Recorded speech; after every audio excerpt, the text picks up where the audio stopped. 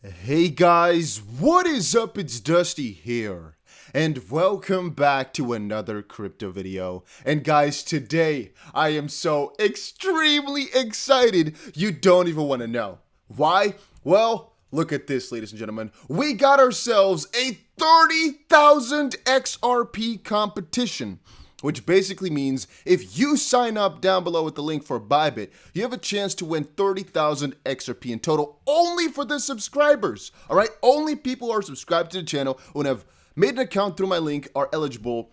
But there's going to be 30,000 XRP given away, all right? It's going to start within 10 hours. There's a little bit of a competition over on Bybit. I've explained this to you guys a couple of times already in the past couple of weeks, but right now, we finally have our first competition. It's going to be to the end of the month and 30,000 XRP in total. I'm crazy hyped. And yes, guys, my freaking wisdom teeth, two of them got removed on the right side. It was rather interesting because, I thought for a second I was not going to be able to record for the next couple of, decennia, but everything went all right. Nothing to worry about. It was a couple of hours ago and I feel completely fine. However, let's do a little bit of an update on XRP. You guys most likely saw me open a long position on XRP yesterday, another one, and the prices have fallen down a little bit in the meantime. Am I worried? What is my stance? What is going on? Well, to be honest with you, no, I'm not really worried. Even though we keep breaking down, and I keep reigniting the flame by putting up a new trend line and whatnot, that's actually the most, I think, amazing thing to be said right now as well. The fact that we can actually still continue to kind of change this trend line around without it breaking is, in my opinion, still quite fascinating. Bitcoin has still held its little, momentum for a little good while. And even if you draw it from, here, June 22nd on forward, things are just looking good. XRP versus Bitcoin on the same note is also still outperforming, which basically means that we saw a dip on the 22nd of June like we saw in almost any altcoin. And from that perspective on forward, XRP has actually been performing better than Bitcoin is, and this is usually a bullish sign. And by the way, if you are a trader, this is definitely going to be something for you. I'm still in awe, that sometimes you're just so confused that you can't even express the confusion properly. 30,000 XRP, that is insane. All right. SEC v Ripple, lawsuit gets tense while Ripple announces tokenization with the XRP ledger. 2021 is seeing explosive demand from blockchain solutions, and supply has become more capable. Competition is fierce within the space, but the SEC lawsuit is keeping Ripple from advancing further. Now, this thing we have to kind of comment on for a little second. I have seen quite a lot of speculation over the last couple of days on three things. One is exchanges relisting XRP on the 28th. Two is NFTs on the XRP ledger. And three is CbdCs / stablecoin on the XRP ledger. So let's start out with point number one. Are exchanges going to relist XRP on the 28th? And what is happening the 28th? Well, easy said, there was a letter from a senator over in the United States. Let's quickly read it here. While the reason is unclear, it could be related to the recent letter from U.S. Senator Elizabeth Warren to the SEC Chair Gary Gensler, requesting a response by July 28th. The senator implicitly offers the authority over digital assets to the SEC in a move that seems to outflank the CFTC. Attorney James K. Phelan called it an orchestrated power play, which may be so, but people basically speculated that because Gary Gensler has to give a verdict on his stance on crypto exchanges in comparison to normal exchanges and his stance on cryptocurrencies in comparison to normal securities, that it basically could mean that if he gives a sort of analysis that is positive, then XRP may be relisted. I'm going to say no, because I don't really see any reason why this would be the case. Even though I can see that July 28th might be a pivotal point for exchanges, I'm not exactly sure what he could say that's going to automatically get XRP relisted on that date. Because we don't even know if he's going to reply, and we don't know what he's going to reply, and we then also do not know how quick exchanges will react if it's something extremely positive. But please don't have this in the back of your head, otherwise you're going to make yourself happy with a dead cow. That's maybe a bad example, because a dead cow can be kind of a good thing. If you be rewarded with a dead cow, you can eat that. You can make hide stuff. Okay, that was not a good example, but you most likely got what I meant, right? Don't hype yourself up too much unless you know something for certain, and this is not that. And then a quick little in inclusion, whatever, is that the July 19th deposition, as of this point, is still pulling through, which basically means that Ripple will be questioning this ex-SEC director on July 19th, and that's going to be really interesting because that is just 1 week from now. It's even less than a week from when I recorded this, which is rather interesting. All right, moving on. We have point number 2, which was NFTs. Yes, NFTs have been proposed for the XRP ledger, and Ripple has actually invested in a company that is working with NFTs to kind of make them another layer more popular, another layer more efficient, and that is kind of tying together. Because NFTs on the XP ledger, plus Ripple doing some strategic investments for it.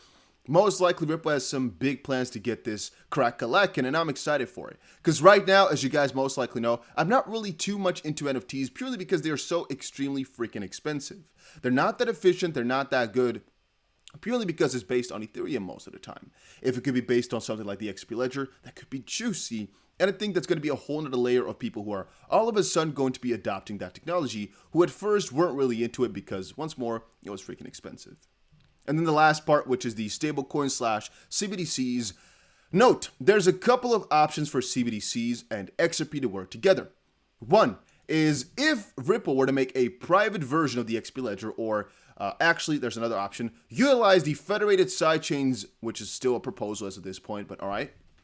Federated sidechains, they could make a private ledger for CBDCs to run on, which is because CBDCs, central bank digital currencies, need to be private, which basically means they can't be open networks because not every transaction, for example, should be broadcasted. Not every balance should be able to be seen and whatnot. And they want it to be as private as possible, or at least they want to have all the control over it themselves. And so a public blockchain is not going to work. That's for a lot of different projects that way. Now, a private one is the way they're going to go about it, but the question is, where should they issue it? Who should they use to get this done? And, how is everything going to pop up? And so, as it currently stands, Ripple is a really good competitor in this field because they have the knowledge, they have the capabilities, and, well, they're pretty well known for being a blockchain company, officially fintech, but, blockchain, they're definitely quite far in that. And they have some of the, most critical technology in this respective field. Why?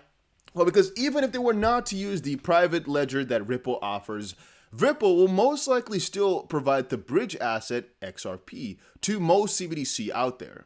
We explained this a couple of times before now, how exactly that's going to be working, but regardless of whether or not they build on top of the XP ledger, there'll still be the connection with XRP in some way, shape, or form. So I believe that because these banks know it, or these central banks, I should say, that XRP will at least play a pretty pivotal role, and the BIS has also confirmed that, and all these institutions are looking at it.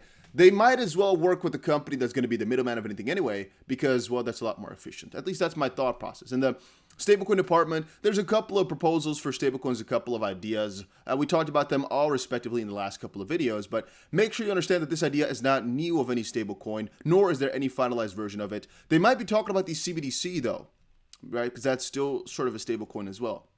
There's also some XRP collateralized stablecoins, the proposal by David Schwartz. We talked about that over the last couple of days. But yeah, so if you wanted to know more about that, check out one of my videos that talks about these stablecoins. All right. When can traders go long on XRP? I'm not going to recommend you to watch any of these analysts and go through any of these setups. What I'm going to tell you guys is, if you have any plan to trade XRP, I'm telling you, you might want to wait another day or so. I'm not exactly sure when this actually starts, the competition itself. Oh, it starts the July 19th to July 29th. But you can actually sign up within 10 hours, and I believe if you've actually used my referral link for Bybit, you're automatically entered. Let's see, the minimum is 300 XRP to just have. And it's basically going to be a competition, so, the better you trade, the more money you're able to make, and there's going to be a ton of winners. It's going to be freaking exciting. I'm still almost shaking because of 30,000 XRP. But once more, guys, if you haven't made an account yet on Bybit, link is down below. If you're in the US, make sure you use a VPN. But even if you mess up one time, they will not ban your account if you're from the US, like some other exchanges. They will just blacklist your IP, so you're going to have to use a VPN the next time. But a VPN link is also down below. NordVPN, I think, also has a couple of good deals, and that's the one I use. Once more, link is down below. I kind of feel bad for talking about the Bybit so much. I don't know, but it's just, I don't know. I'm so excited, it's hard to express. I don't think I've ever been this excited in a day ever before. Because it's so ridiculously much, 30,000 XRP to be given away among a couple of you guys that you understand me? How I can be so confused about that? So much money. All right, and then FTX CEO predicts how GBTC unlock could affect Bitcoin amid bearish calls. Sam Bankman-Fried is the latest prominent crypto personality to weigh in on the upcoming GBTC unlock. FTX CEO Sam Bankman-Fried has opined that a tranche of Grayscale Bitcoin Trust shares being sold on the secondary market doesn't really matter for Bitcoin. I've expressed this a couple of times. Bankman-Fried explains that there will be net bid pressure in crypto markets, but doesn't rule out that anything could happen. Quote, remember, most GBTC creators are doing ARBs. Most people getting long are buying in markets. So the unlock probably doesn't really matter for Bitcoin. If people sell GBTC, most will buy BTC against it. And that's, again, Dark Crypto Lady saying, GBTC unlock is priced in or nay? Two parts. One, the GBTC unlock being priced in basically means that right now the price is already reacting and already at a level where people anticipate a huge GBTC sell-off, which means that people sell the specific share. From a different perspective, GBTC selling doesn't really matter because a lot of those guys, what they actually do is they sell their share, for example, right now and actually buy the real Bitcoin underneath it. Or in the other things, it doesn't matter because of the way that GBTC/Grayscale has actually set things up. In the end of things, it doesn't matter at all anyway. If you think one company selling their Bitcoin or selling their share in a company is going to matter, you're completely wrong. Think about it from MicroStrategy's perspective. If somebody actually sells their stock, another guy will be there to fill their position. So is it really a bad thing? No, the companies will just adapt to it and crypto will be more and more bought by institutions as time moves on anyway. So worrying yourself with all this type of stuff is really like digging yourself into a freaking hole in the ground. I don't know, man. It's not the right way to do it. By the way, one last time I'll kind of talk about it is you don't actually have to only be positive on the price. If you actually think the price is going to go down, you can actually make money that way too. But I'm the only guy I think that's ever got an XRP competition as well. I think most of the guys always have BTC competitions. So yeah, 30,000 XP to be given away. Link is down below, and I'll see you guys again in another one. I'm so freaking amazed. You might have to wait a couple of hours to be able to register. I'll leave 2 dings down below just to be sure. Also my normal link, but wow, am I amazed. Wow, I'm wow. All right, but yeah, wow.